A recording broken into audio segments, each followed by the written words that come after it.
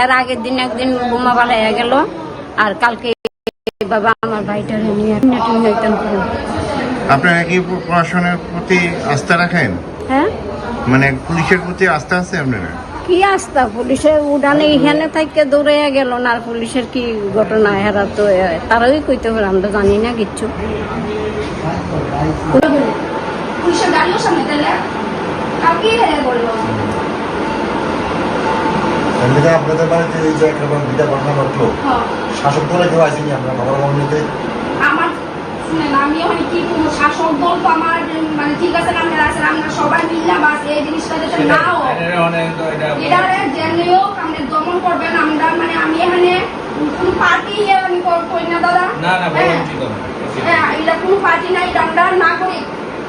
হ্যাঁ, আমরা সবাই এক পাড়া, এই জিনিসটাই আমার কাছে এসব দিন যাতে ভবিষ্যতে কোনোদিন কারো বাড়িতে না হোক, কারোর সাথে না হোক, এই জিনিসটাই আমি চাই। আমরা সবাই মিলে এটা বাইক করে মেরে এরকটা বাস আমার সামনে না দাঁড়া ফেলেছি, বাবা খাওয়াইছে দাদা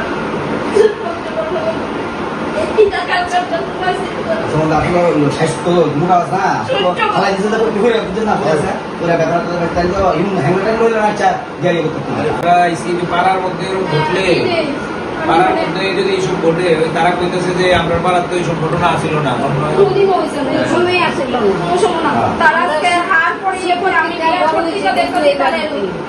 মেয়ে বাড়ি বড় মেয়ে বড় বোন।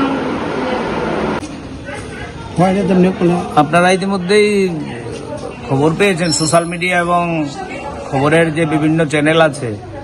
আমাদের এই বনমালীপুরের বনেদি এলাকা, আমাদের আগরতলা শহরের বনেদি ব্যবসায়ী, তাদের বাড়িতে রাতের অন্ধকারে পেট্রোল বোমা ছুড়েছে এবং পেট্রোল বোমা ছোড়ার পর পুলিশে মামলা হয়েছে। মামলার পর 1 মাস অতিক্রান্ত, পুলিশ কোনো ইনকোয়ারিতে আসেনি। 1 মাস পরে যেদিন পুলিশ বাড়িতে ইনকোয়ারি এসছে, বাড়িতে পুলিশ ইনকোয়ারি করছে, এই সময় বাড়ির একজন কর্তা যখন বাড়িতে ঢুকছে পুলিশকে সাহায্য করার জন্য, তখন আবার সমাজদ্রোহীরা ওনার মুখে স্প্রে মেরে দিয়ে ওনার গলার হাড় নিয়ে গেছে। বাড়িতে পুলিশ, গেটের মধ্যে ডাকাতি, এই খুন রাজত্বে আছি আমরা বুঝতে পারছি না। তো এই খবর শুনে আমরা তাদের প্রতি সহানুভূতি জানানোর জন্য এসেছিলাম। তারা আগরতলা শহরের সুনাগরিক, তারা কোনো রাজনীতির সঙ্গে যুক্ত না, ব্যবসা করে তারা নিজেদের জীবন জীবিকা নির্বাহ করেন। বনেদি ব্যবসায়ী আগরতলা শহরে, সবাই এক ডাকে চেনে তাদের ব্যবসায়ী প্রতিষ্ঠানকে। এই বাড়িতে তাদের কারোর সাথে শত্রুতাও নেই। এটা কি আইনের শাসন বলবেন? পুলিশ বাড়িতে, বাড়ির গেটে হাড় ছিনতাই হয়ে যায়, আর এই রাজ্যের মুখ্যমন্ত্রী বাজার গরম করছেন, কাউকে ছাড়া হবে না। তো কাউকে ছাড়া হবে না যদি এটা দৃষ্টান্ত হয়, আমরা তো এটা জলজ্জন্ত উদাহরণ, আপনারা লক্ষ্য করলেন, এটা জলজ্জন্ত উদাহরণ। সুতরাং আমরা অবিলম্বে আর বিচার চাইছি। আমরা পুলিশের কাছে যাব, দ্বারস্থ হব, পুলিশকে আমরা বলবো এই ঘটনার অবিলম্বে তদন্ত করে দোষীদের গ্রেপ্তার করে দৃষ্টান্তমূলক শাস্তি দিতে। যদিও এই রাজ্যে শাস্তি বলতে কিছু নেই, এই রাজ্যে আসামিরা ঘুরে বেড়ায়, শাস্তি পায় না। ধর্মনগর থেকে সাবরুম, বিশালগড় থেকে আগরতলা, প্রতিদিন আপনারা লক্ষ্য করছেন একদিকে নেশার কারবার, একদিকে সমাজদ্রোহীরা, মাফিয়ারা ঘুরে বেড়ায়। এরই জলজ্জন্ত উদাহরণ হচ্ছে এই টাউন প্রতাপগড়ের এই ঘটনা।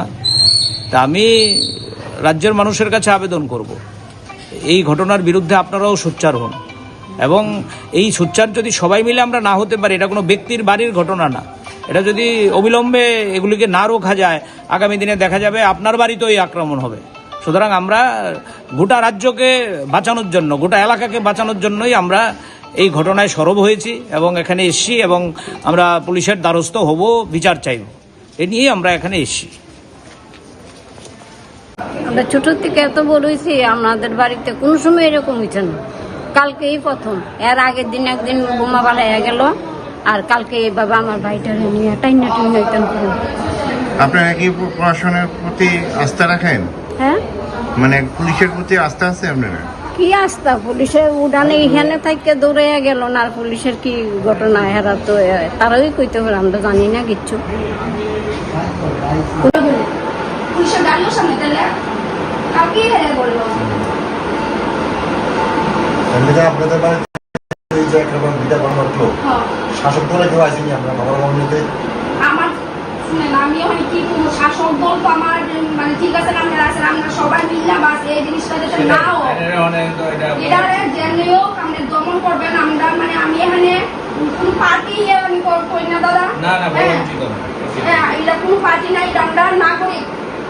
হ্যাঁ আমরা সবাই এক পাড়া। এই জিনিসটাই আমার কাছে এসব দিন যাতে আর ভবিষ্যতে কোনোদিন কারো বাড়িতে না হোক, কারোর সাথে না হোক, এই জিনিসটাই আমি চাই। আমরা সবাই মিলে এটা বাই করে মেরে এই লোকটা বাস আমার সামনে